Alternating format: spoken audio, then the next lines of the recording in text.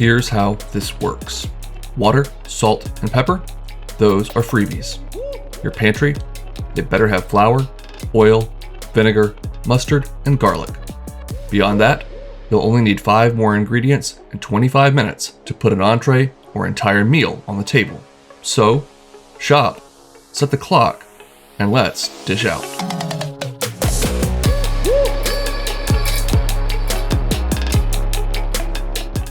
Alright, we'll of course need some broccoli crowns, or you could use frozen florets, but I love using fresh broccoli.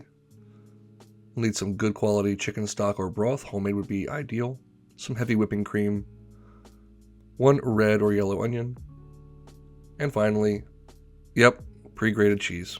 I know, I say never to use it, but in this case, we're going to, and I'll explain why.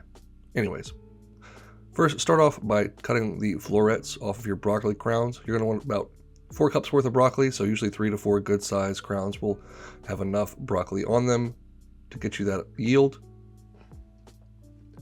Once you've got the florets cut off, you're left with this woody stalk, which oftentimes we throw away, but in this case, because it's going into a soup, we'll just cut off that very bottom ½ inch or so that's kind of dry and fibrous, shave the edges off so it's a little easier to cut, and then we'll just cut it down into some planks, maybe ½ inch size, and then into a ½ inch dice.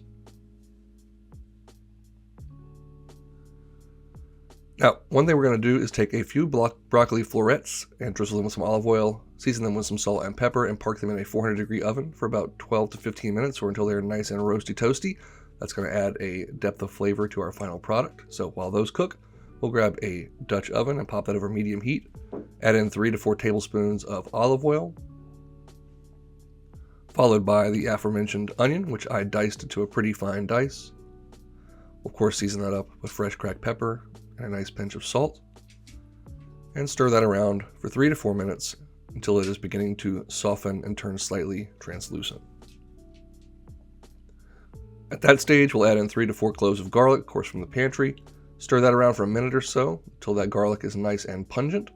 And at that point, we are going to sprinkle in about 3 tablespoons of all-purpose flour. Now, this is optional, but it's going to give the soup a nice body and help it be nice and thick once it is cooked. If you don't mind your soup being a little thinner, then you can totally skip this step. And I might add, you could probably go in with only about 2 tablespoons or so of olive oil, but I like a nice thick broccoli cheese soup, so flour it is. At that point, we will go ahead and squeeze in 4 cups of chicken stock, add in the rest of the broccoli that I cut up off camera. Again, that's about 3 cups worth there. We've got about a cup or so in the oven. We'll season that again with salt and pepper, but don't do too much salt because, of course, cheese is going to be salty and the stock has salt in it as well. Cover that, bring it to a simmer, and cook it out for about 10 to 12 minutes, or just until the broccoli is vibrantly green and tender, at which point we will splash in 1 cup of heavy whipping cream, turn the heat down to low, and use an immersion blender to get this to the consistency that we're looking for. If you don't have an immersion blender, you could use a stand blender. Just be very careful as this stuff is super hot, of course. You're looking to break up those broccoli florets so you don't have massive chunks of broccoli, and again, just get it to the consistency that you like. Finally, the pre-grated cheese. Guys, I find that freshly grated cheese sometimes just clumps together a little bit in this recipe. You can definitely use freshly grated, but the pre-grated, because it does have those anti-caking agents, tends to blend into the soup just a little bit more evenly.